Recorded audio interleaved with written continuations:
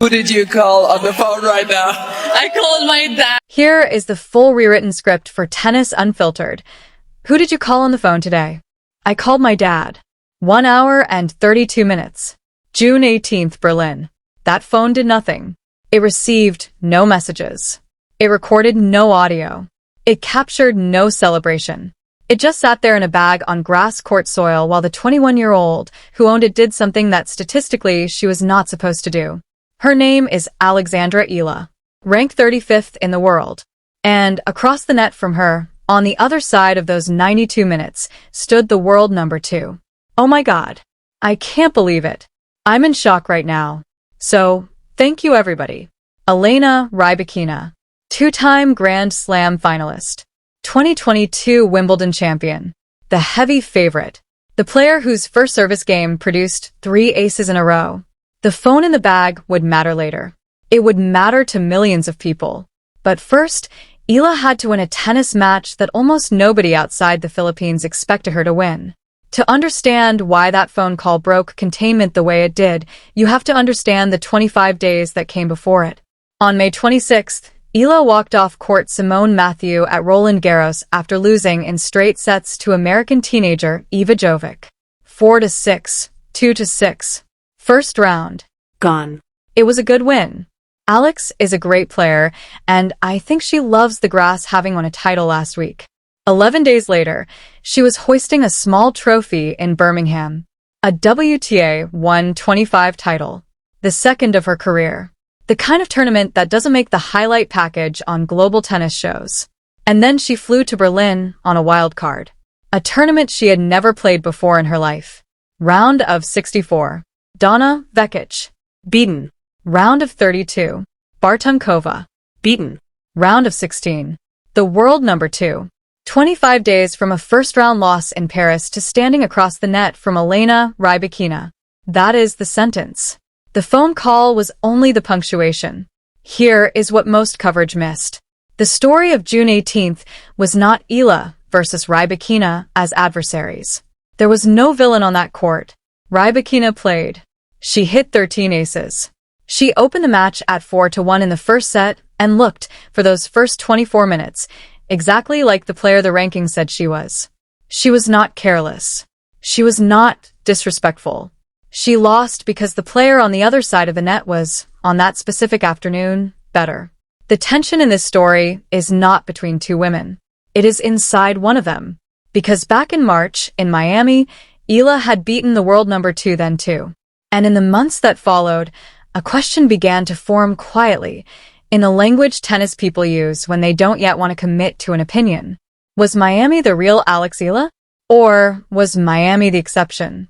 The Roland Garros loss to Eva Jovic, ranked outside the top 75 at the time, was the data point that tilted the question toward the second answer.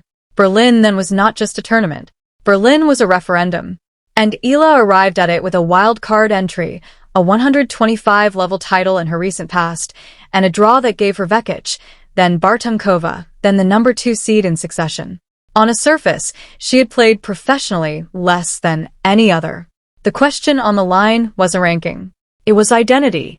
And the only thing in the world that could answer it was the next ball. The first piece of evidence is the wound nobody rewatches. Roland Garros. May 26th, 4-6, 2-6. In front of a French crowd that had no particular reason to remember her. There was no extended press conference. No preserved primary statement. No long monologue about what went wrong. There was just a score, and then the silence of a player walking off a clay court in late May with a grass season ahead of her and no obvious place to start it. She could have skipped. She could have rested. Waited for a bigger wild card. Picked a WTA 250 with a friendlier draw. She did the opposite. She entered a 125 in Birmingham.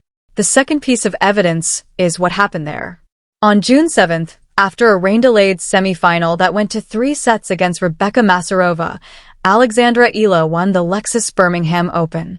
Her second career WTA 125 title. A result that almost no tennis publication outside the Philippines covered with any real depth. It was a rebuild without a spotlight. 11 days before her phone would be in every Filipino group chat in the world, She was winning a tournament most international tennis fans could not name. The third piece of evidence is the draw that waited for her in Berlin. Round 1, Donna Vekic, the player who would go on to make the Queen's Club final the same week. Round 2, Nikola Bartunkova. Round of 16, Elena Rybakina, world number 2. This was her tournament debut in Berlin. She had never set foot on that grass for a main draw match before. If you were designing a path for a player rebuilding confidence, you would not draw this one. She got it anyway. The fourth piece of evidence is the first set itself. Rybakina opened with 3 aces in the first game. She built a 4-1 lead.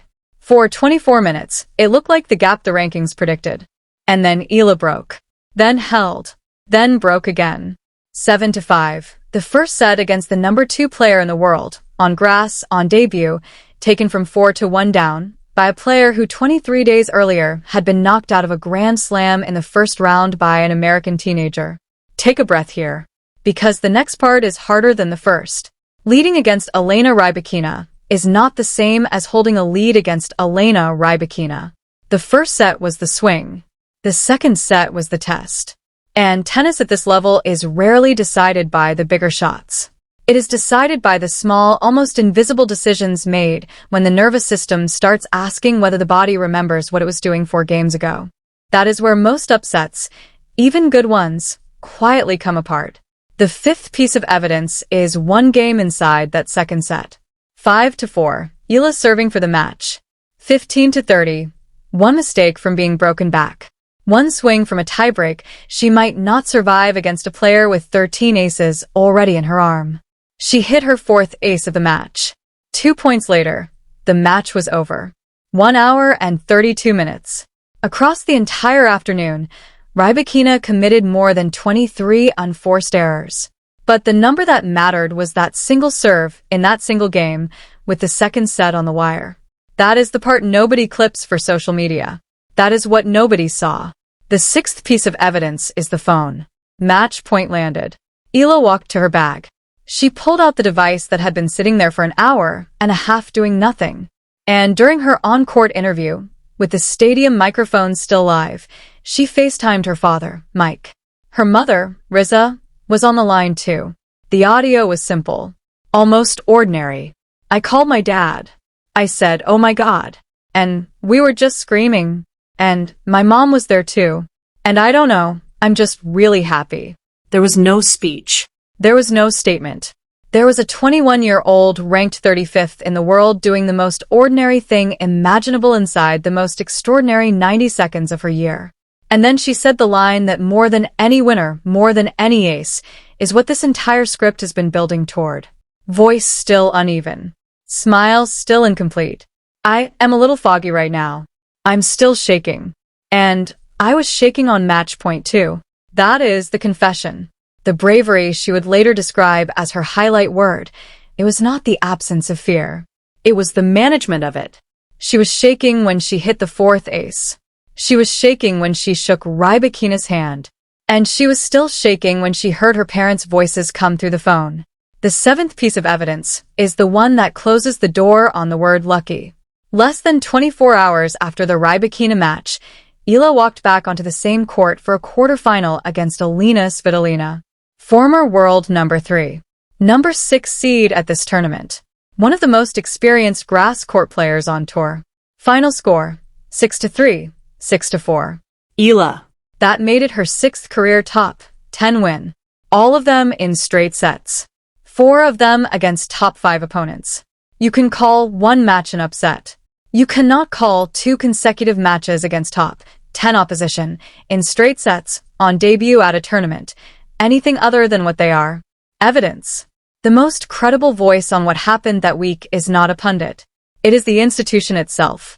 From the WTA's own recap, published on WTA on June 18th, the result marks Eala's 5th career top 10 victory, all in straight sets, with 4 of those coming against top 5 opponents. That sentence is statistical, not emotional. It is the tour's own scoreboard talking. And the scoreboard does not care about narratives. The scoreboard says this player has now done this 5 times against this caliber of opponent and never once needed a 3rd set to do it. 24 hours later, with a Svitolina result added, the number became 6. Then Eala supplied the emotional half of the authority herself, in the same on-court interview. I think for me, a highlight word for my game would be brave. It makes a big difference when I'm able to do that. She did not say talented. She did not say ready. She said brave. It is a word chosen by someone who understands that her own nervous system was the opponent she had to manage, and that the management was a choice she made point by point, not a state she arrived at. This is the part where the story stops being just about one tournament. As of June 15th, Eala was ranked 35th in the world.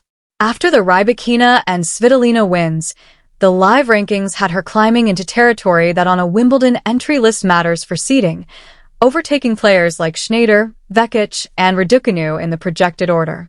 Her grass court record in 2026 now reads 8 wins and 1 loss. Inside 3 weeks, she has beaten Donna Vekic, Elena Rybakina, and Alina Svitolina on the surface that historically gives players the steepest learning curve. And by the time you are watching this video, she will be walking into a semi-final in Berlin against Linda Noskova, the only player in this tournament she has previously lost to, back in March. This script does not predict that outcome. What it can say is this: regardless of what happens against Noskova, the body of work that produced the phone call has already been built, and it cannot be unbuilt by one result. The phone call was not the ceiling. The phone call was the door opening. It would be dishonest to tell this story without sitting for a moment in the place where it could have gone the other way. May 26th, Paris. The locker room after 4-6, 2-6 loss to Eva Jovic. There is no public statement preserved from that afternoon. There is no long quote about what hurt, what she was thinking, what she was going to do next. There is only the score and what came after. The choice to enter a 125 in Birmingham instead of waiting. The choice to fly to Berlin on a wild card to a tournament she had never played. The choice to take the draw the schedule gave her, without asking for an easier one. 23 days separated the loss to Jovic from the win over Rybakina. The visible response to the Paris defeat was not a sentence. It was the work that followed it. And that is the answer to the question Berlin was asking. So here is the room she is in now. Literally, on the evening this video publishes, it is a semi-final locker room in Berlin. A room she had not entered before this week. But the bigger room, the one the rankings describe, is the one this story has been quietly building toward the whole time. It is the room of players who have beaten the world number 2 more than once. It is the room of players who have 6 career top 10 wins, all in straight sets. It is the room of players whose on-court interview in a tournament they entered on a wild card gets republished by the WTA's own global feed and carried by ESPN and GMA and Olympics. Calm inside the same news cycle. That is a small room. There are not many people in.